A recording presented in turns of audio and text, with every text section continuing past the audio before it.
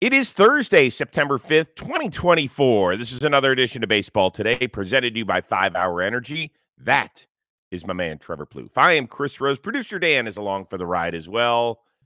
To get a haircut or not a haircut? That is indeed the question on this day, huh? It is. I mean, I have one scheduled, so I think I'm gonna go. Just, I've been doing, like, the young kid thing where you just, like, don't do your hair, and it's kinda like I got some volume in there right now, Working. Chris, so I don't know what to do.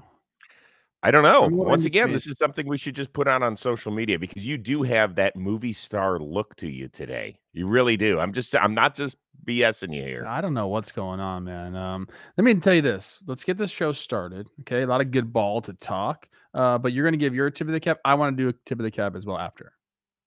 Oh, okay. Okay. You sure you don't want to do it first? Okay, I'll do it first. Okay, please do. Okay, so Twins playing at the Trop. We know the Trop is earmuffs, everyone. It's a shithole. Mm, It is. They're getting a new okay. stadium. It's okay. I played Hopefully. there, guys. It was my home at one point. I can say that. Lots of rain in the summer in Florida. Kind of rains every single day, right around batting practice time. We Mhm. know that. But it's been interfering with the cameras and the broadcast and the feed, if you will. So not yesterday, but the day before, and I didn't know this until someone told me yesterday. Uh, Bally's completely went out. So Corey Mm, Provis, play-by-play guy of the Twins, called in on his cell phone somewhere, nice. and that is how he was calling the game for like almost an inning and a half.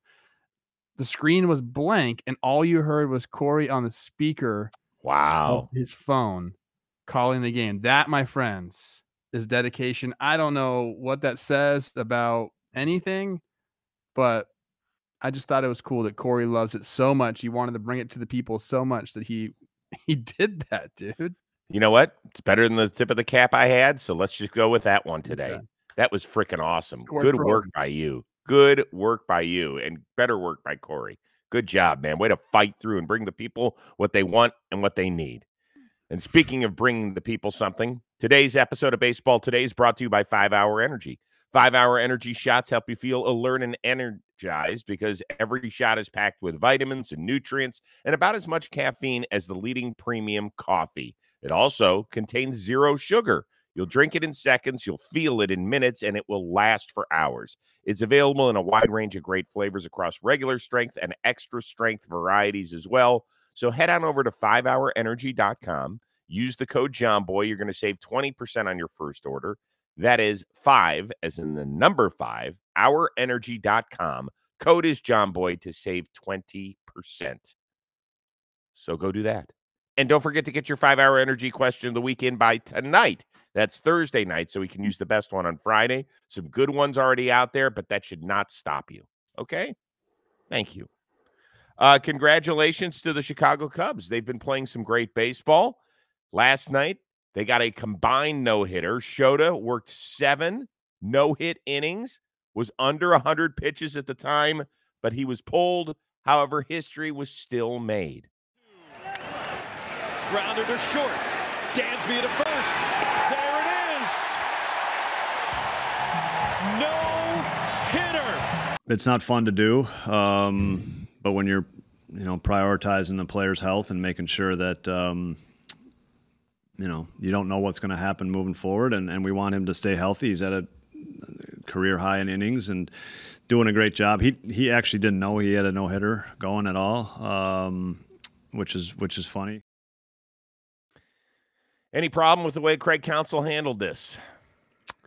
I have mixed feelings. We had a Paul Skeens scenario early on in the year, and I believe we were all mad that he got taken out. Now, what was his pitch count?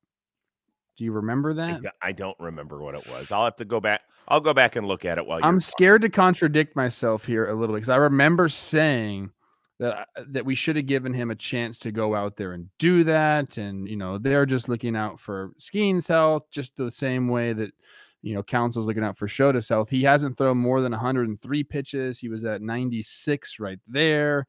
I think the difference is for me is the Cubs are still trying to get in the dance here. What are they? They're 4.5 back of a playoff spot right now. Did I have a problem with it? I mean, kind of, like, maybe let him go out there for the 8th. If he gets a quick inning, maybe he can go back out there for the 9th. I think Counsell had his mind made up already, saying if I take him out now, I don't have to deal with that decision. If I put him back out there for the 8th and he does have a quick inning, all of a sudden he's starting the 9th with 100 and, let's just say, 2 pitches. How long do you leave him out there? The more and more I process this, kind of in real time, I've been thinking about it a little bit. I do kind of have a problem with it. I'd love to see the guy be able to go do that. I understand there's the team goal, the team aspirations, and you do want to keep the guy healthy. So I understand where he's coming from. So I guess I don't have a problem with it. I would have liked to see him stay in, though. So Paul Skeens twice this year had no-hit stuff. Well, I shouldn't say no-hit stuff. Actually threw no-hitter for the time he was in. One was his second career start at Wrigley. Remember, he went 6 innings with 11 strikeouts, didn't give up a hit. But in his second big league start, that wasn't going to happen. He had thrown 100 pitches anyway, so he wasn't going far. Then a little bit later on against Milwaukee, 7 no-hit innings with 11 strikeouts. He had thrown 99 pitches through 7 innings. Once again, even though he's a big, strong guy, we are talking about the future and present of your organization in Paul Skeens.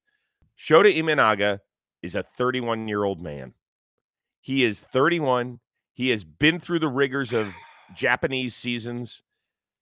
I get it. He's hit his, Craig Counsell said it. He's hit his all-time high in terms of innings. I get all that. He is a full-grown man.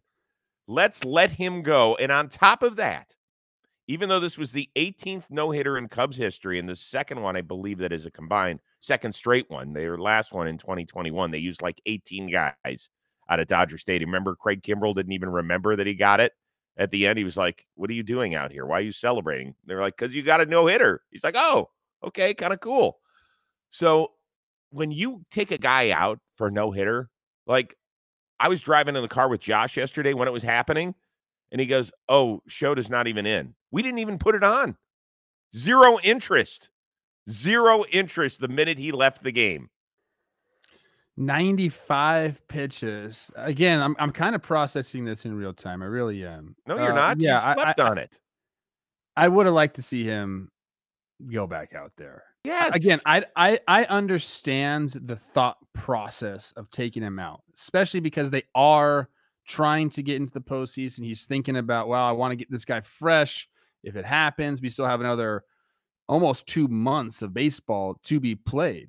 So, like, I know that enters the minds. But, yeah, as a fan, and I think you make a good point. He's a grown man, and he looked great in that 7th inning. It wasn't like there was any precursors that say that he was fading or anything like that. And that's what they usually say they point to is the stress level of the pitches. I don't know, man. Okay. Here's another thing to keep in mind that Craig Counsell, I'm sure, had no awareness of. No awareness of whatsoever. Okay? The Cubs, in their storied history, the last no-hitter they have thrown at Wrigley was more than 50 years ago. It was 1972 by Milt Pappas. Now, last night they were excited. They were joyful on the broadcast. But there's no way you have the same enthusiasm for a combined no-hitter. And this is nothing against the other guys who threw last night. I mean, I'm happy for them. Those guys, they did great. Who was it? It was, I know it was Pearson and Porter Hodge. Yeah, who were the guys who finished it up. Great. Good for them. Awesome. You always have that. But there's not, hey, I was part of a combined no-hitter. Awesome. You guys got the win, right? I'm just making sure. Yeah. Cool. Whereas, hey, wait a second. You threw a no-hitter at Wrigley Field. The first one individually in more than Holy shit. That is awesome. It's not the same thing. I remember. I'm remembering Paul Skeens now. He had like that 6-pitch. Yeah. Something 7th like that. inning. And that's kind of where we were talking about, like, give him a chance to see what he can do. Yeah. Look. Yeah. Should have left him in. There we go. Good luck, though. I'm happy that the Cubs have kind of come back. And I'm not, like, mad at Craig Counsell. Believe me, I want people to understand. I'm not mad. It just would have been fun to watch. That's all. Would have been fun to watch. In the meantime, they're trying to chase down the Braves, who currently hold that third wild card spot, and the New York Mets, who are on a serious roll. They have won 7 in a row, and what a grandiose start to their game against the Red Sox. And Winker hits one to deep center field. Back goes Duran to the warning track. It's over his head.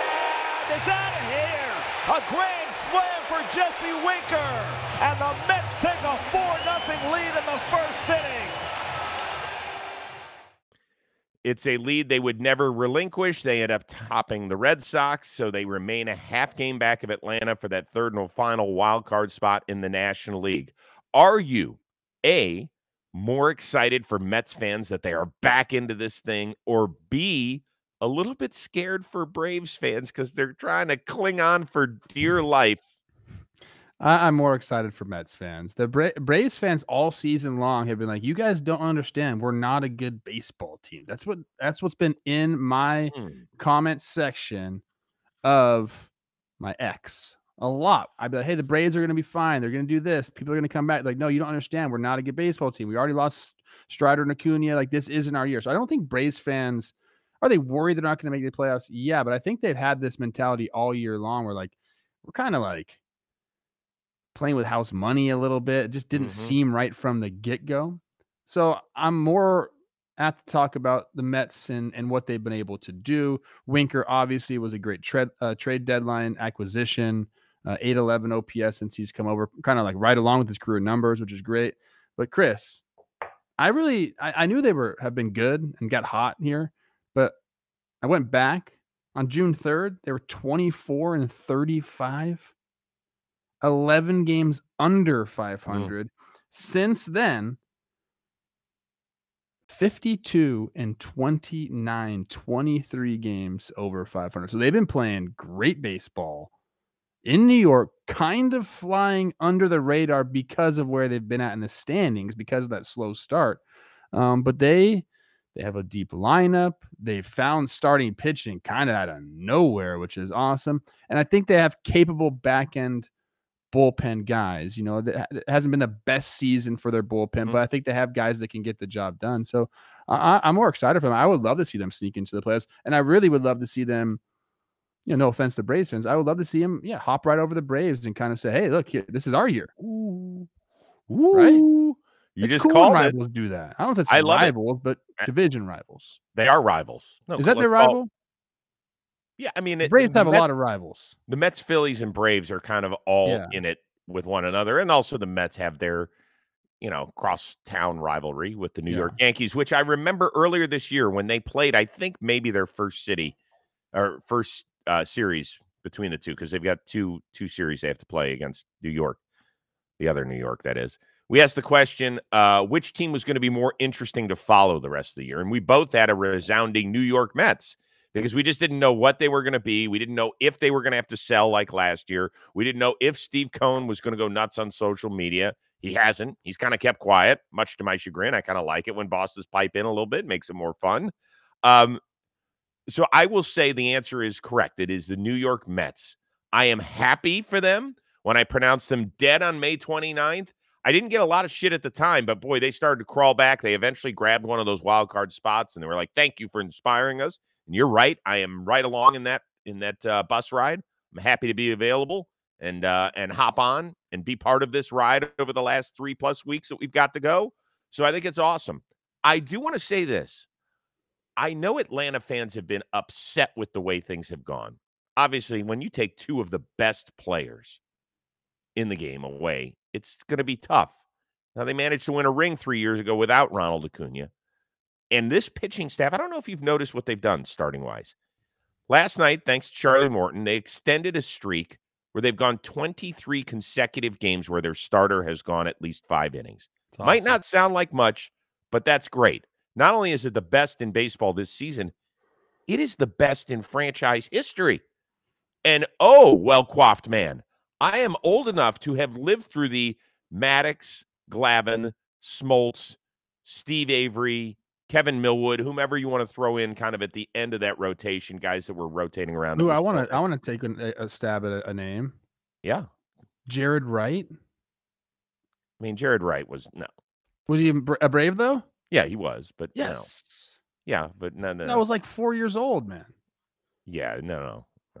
He wasn't in the same He ilk. wasn't that good? Why do I remember his name, though? Well, you remember his name because he almost won Game 7 of the World Series in '97 for my then Cleveland Indians. That's why, as a 21-year-old. That's why you remember his So name. he was with the Guardians/Indians first? Oh, yeah. That's Maybe where that's where I remember him from. Maybe I don't even remember him with the Braves at all. Little history lesson. Ready for this? Okay. Little history lesson. The then Indians were pursuing Pedro Martinez from the Montreal Expos in the late 90s. The Expos wanted both Jared Wright, who had just been incredible, and another young fireballer named Bartolo Colon. They wanted both those guys in the trade. So that's why it didn't happen. How do you spell Jared Wright? Why can't I find his name? It's Jarrett. Jarret, I believe. T. Yeah. Got you. Okay. Yeah, his dad, Clyde Wright, pitched for a long time. I believe he threw a no-hitter. Clyde Wright for the Okay, Angels. I'm not even. That was just a bad guess by me. Yeah, Thanks for okay. like patting me on the back, but he didn't pitch for the Braves until 2003. Yeah, he didn't pitch till much later, but that's okay. But the point is that as we circle back here on this episode of Baseball Today, presented to you by 5-Hour Energy, that I think the Braves fans, they don't feel great about where they are, but I think they think that if they get in with this pitching staff, they could do some damage. I really believe that. I mean, they got the Cy Young possible Triple Crown guy there with Chris Sale. Right. That helps a lot. You're right. Yeah, the rotation has been great. I think the offense has obviously largely been inconsistent for them. Right. They have the horses to go get it done, I think. Yeah, they got to get guys back. I don't know. I'm just telling you what people have been saying to me. I understand it. Hey, so we are now in our first week of September. That means that football is starting tonight.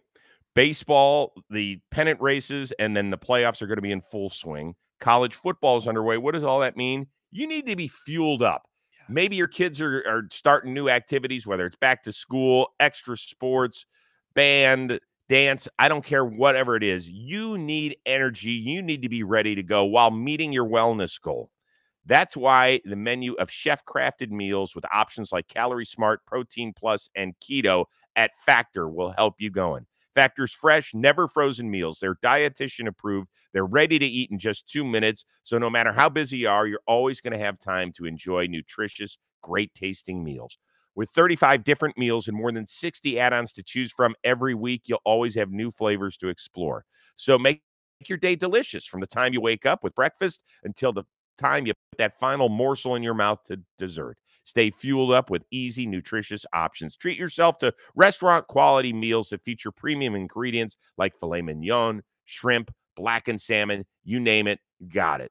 For me, I love it in the middle of the day. I love it when I get my Factor meals because I can stash them in the fridge. I feel good. Middle of the day, I'll poke a couple holes in it, heat it up for 2 minutes, 2 seconds, because I'm kind of weird when it comes to the microwave with that sort of stuff. And then it is tasting great and fills my belly for hours. So head on over to factormeals.com/today50. Use that code today50. You're going to get 50% off your first box plus 20% off your next month. Once again, that is the code today50 at factormeals.com. Half off the first box plus 20% off your next month while your subscription is active. It is yummy. Meanwhile, National League West, the Padres, they continue to make some noise thanks to a returning star on Wednesday.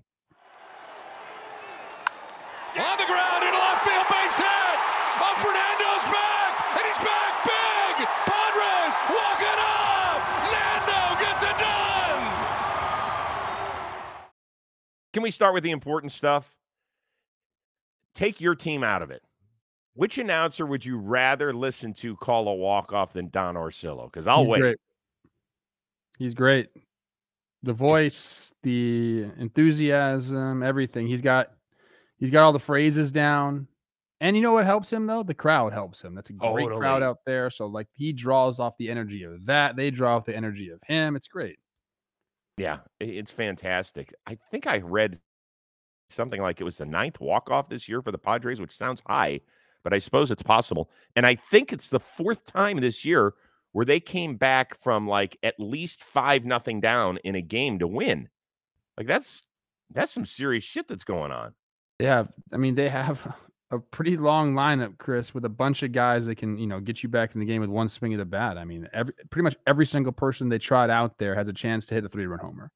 All right, so let's focus a little bit on kind of the return of Tatis from this standpoint. And he does not have to be your answer here at all. But which guy that has been, I'm not going to say out of the limelight or stashed away on a shelf because of an injury, but you could use somebody like that. Who needs to come up biggest over these last 3.5 weeks?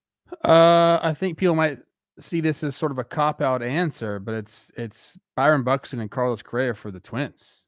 Good I mean, one. I honestly believe, Chris. I mean, if Boston or Detroit or Seattle could put together some freaking, competent baseball over this last month, I think we could find Minnesota or Kansas City on the outside looking in. Like, neither of these teams are playing great baseball. They're not, like, again, Byron Buxton and Carlos Correa have been out for quite some time. Buxton's supposed to be back, I believe, any day now, maybe even tonight, because he just rehabbed with the St. Paul Saints. That's going to be great. But the Twins desperately need that to lengthen their lineup right now. And they just need that fire from him. Carlos Correa, I think, is the bigger one for me. I don't know what's going on with him. I've been hearing, plantar fasciitis, but I think it might be a little bit more than that. And without him, they've had to move Royce Lewis to second base. It's kind of caused, a little spat there between Royce and the organization, because he really doesn't want to move over there. So I think it's these guys. And again, like, if it weren't for the incompetence of the teams below them that are chasing that last wild card spot, I would 100% say that either one of Kansas City or Minnesota will be out of the playoffs. But the guys behind them haven't done anything. In fact, I believe as of right now, it might even be like the largest lead they've had in the wild card of 5.5 games. So, but though, to do anything in the postseason, Minnesota needs definitely Buxton back. And if they don't get Correa back, their odds go drastically down without him in the lineup. Yeah. No, I think those aren't homer picks. Those are smart picks, because I think you're dead on. Because for a while we felt like, oh man, like Minnesota, this is a year where they could do some serious damage, and then they lost Joe Ryan, and now they're just not the same team. We know that. I'm going to talk about a guy who plays virtually every day. Maybe he does play every day, and had an all-star season. I'm going to throw that up. All-star season, air quotes. Do you know who I'm going with? Had an all-star. This year he was an all-star? You certainly was. Pete Alonso? Pete Alonso's the correct answer. Did you know that he is on pace for his worst statistical offensive season of his career when it comes to a full season, not the pandemic? It'll be the first time, if it stays this way, where he has an OPS under 800. It's the first time he's going to have fewer than 37 homers. He's still going to get mid-30s. So they need him.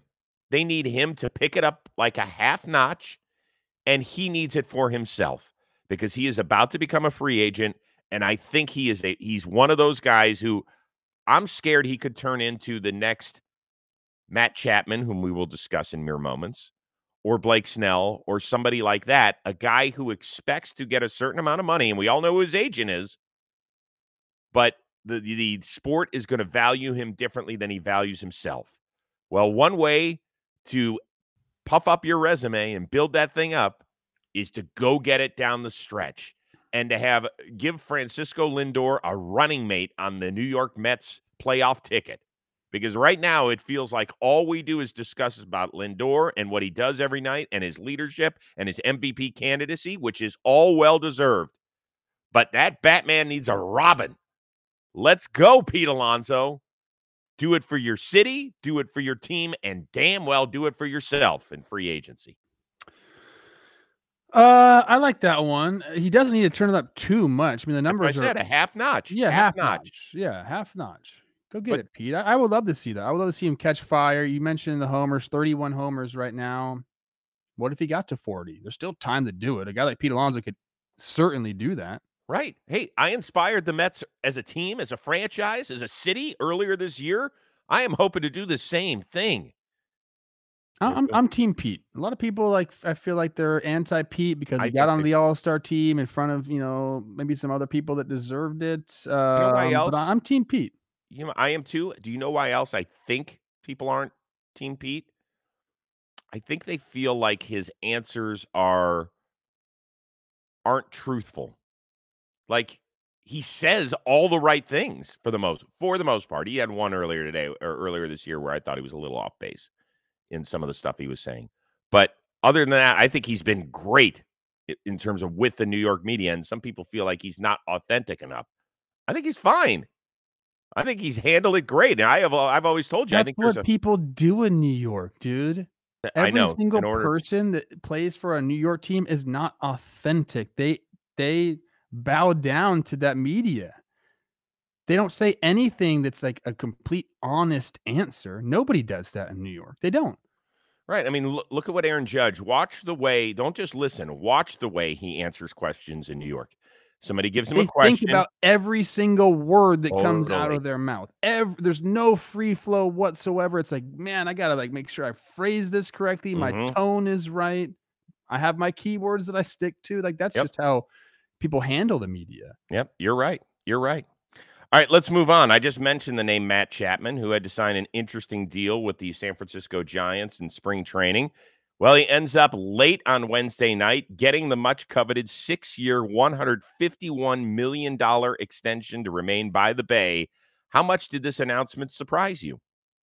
Well, I mean, it surprised me because I didn't know they were having, contractual talks. But as far as the number and him like getting this payday, I'm not too surprised. He's put up a really, really good season, and I think there's a couple reasons why San Francisco would want to do this. Number one, I still think they're trying to have an identity, and I think what I mean by that is you got to have a couple guys in the clubhouse that kind of set the tone for your organization. They had that for a long time, and Brandon Crawford, Buster Posey, Brandon Belts, you can go on and on. Some of the pitchers that they had like an identity. They had, obviously Mad Bum setting the tone. Like there was a tone of the San Francisco Giants. I don't think they've had that lately. So a guy like Matt Chapman, not only is he's a player that you're going to get value out of every single year, and he has the potential to have like MVP value at any given year as well. His defense like gives him the floor, and then if he hits, to his capacity, you're talking about a 5-6 WAR player, which is very hard to find. So I think he fits in really well in the clubhouse, and I think that's one of the bigger reasons that they decided to keep him around long term. I think, you can say this is the guy. I know him personally. He's a worker. He is a guy that's going to inspire others to work. And he's just that presence that you want there. And I think they've been missing that. So I was surprised because I didn't know they were having talks, but I think he deserves it. Yeah, so surprised that I put the show to bed and then I had to wake it up and recreate it. It's great for him. I find it interesting from the standpoint of the San Francisco Giants because it takes him all the way through Plouffe, his age 37 season. Okay. And so the question I've got is how much longer, and you have to answer this for me, how much longer will he remain the best defensive third baseman in the game? He had a hip issue, and that kind of brought his numbers down. And I remember talking to him earlier this year, and he said, I finally feel healthy, had a good off season, and then look what he has done this year. He's been phenomenal. 6 Baseball Reference WAR right now, a lot of that defensive minded. How long can he do it? Knowing him, like his body type, like he's in great shape. It's just he's got to avoid the bug. Like it's not anything that he would do. If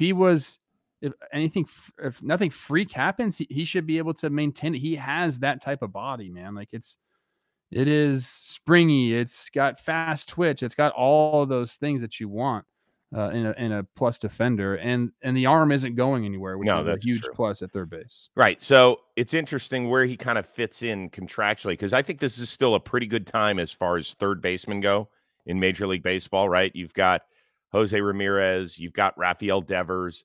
Like his contract is better than Ramirez's, but whose isn't? Who signed a long-term deal?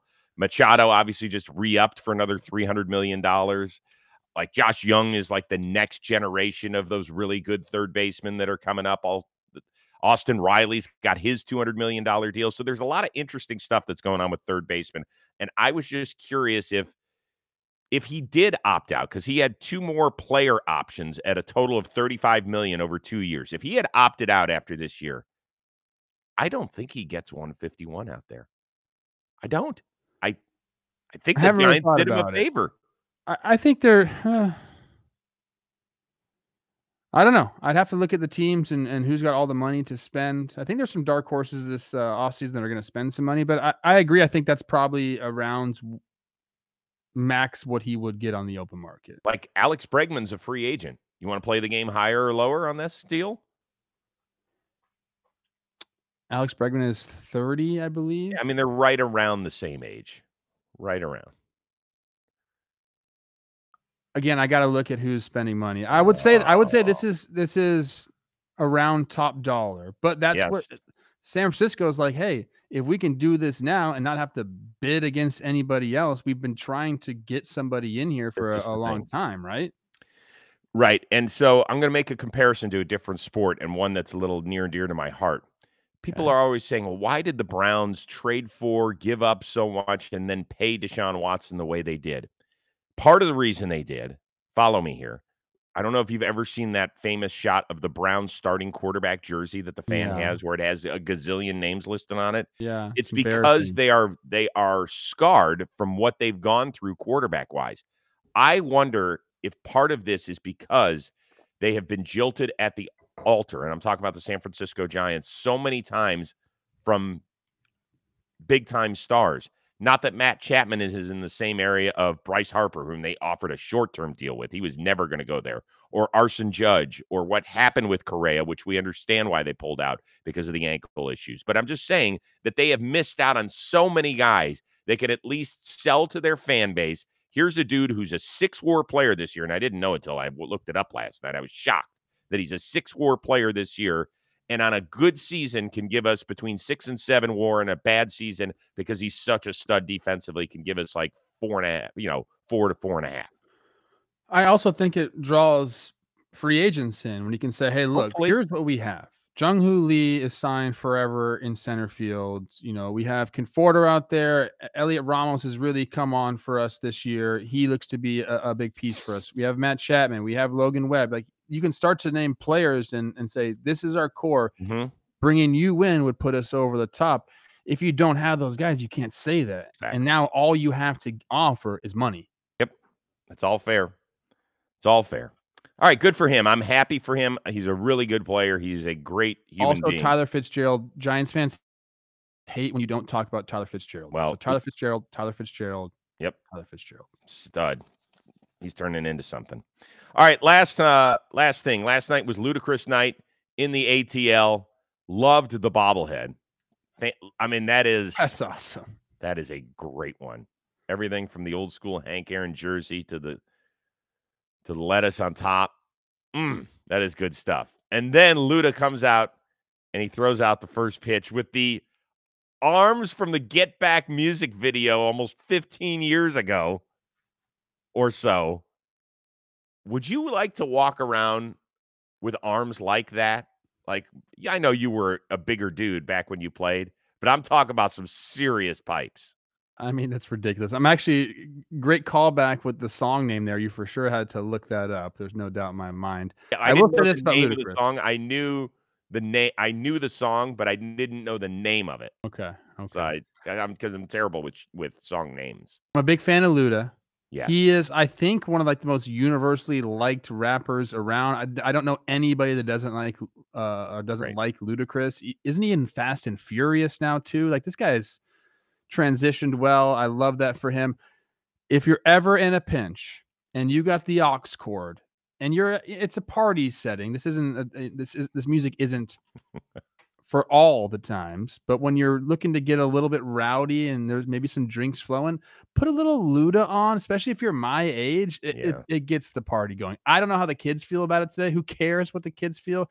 If you're 36 or above, put some Luda on and the party starts to jump a little bit. So one thing we used to do at Best Damn was we used to shoot comedy sketches, which was hilarious, some of them. And I got to shoot one with Luda. where I was a rapper. It was one of the highlights of my time. That's all I can tell you. It was great. He's on the other end. We were shooting it where he's on one end of the phone conversation and I'm on the other, and I'm just killing. They made me all fashionable and not so sure it could have aired today, but it definitely aired back then, and it was fun to do. Okay, I'm going to have to go Google that one now and see if I can find it. By the way, I would like to have muscles like that or something, obviously not like that, but close enough where I would not have to wear a shirt for an entire week. Well, it's coming up, Chris, because we're only 10 days away from you possibly doing this show shirtless. And as of right now, it would happen because the Padres are 4.5 games back in Arizona 5. But that's only one game back. Yes, it is. I only have to make up one game in 10 days. I also could be shirtless. Yeah, but that's not a real loss for our viewers. I mean, seriously, it could be the least viewed show in the history of baseball today. If I have to go turning shirtless. it off. No. Exactly. Can't do it. Oh, my God. Can we at least get like little Jake and Jimmy emblems to cover up my my pepperoni nipples or something? Oh, my God. In case I have to. I got to, I have to plan in advance a little bit. All right. One more show this week. Don't forget to get your 5-hour energy questions a week in by tonight so we can use the best one on Friday's show. For our one-of-a-kind producer, Dan Rourke, and the uber-talented Trevor Plouffe. Don't get your hair cut today. I am Chris Rose. We will see you Friday here on Baseball Today, presented to you by 5-Hour Energy.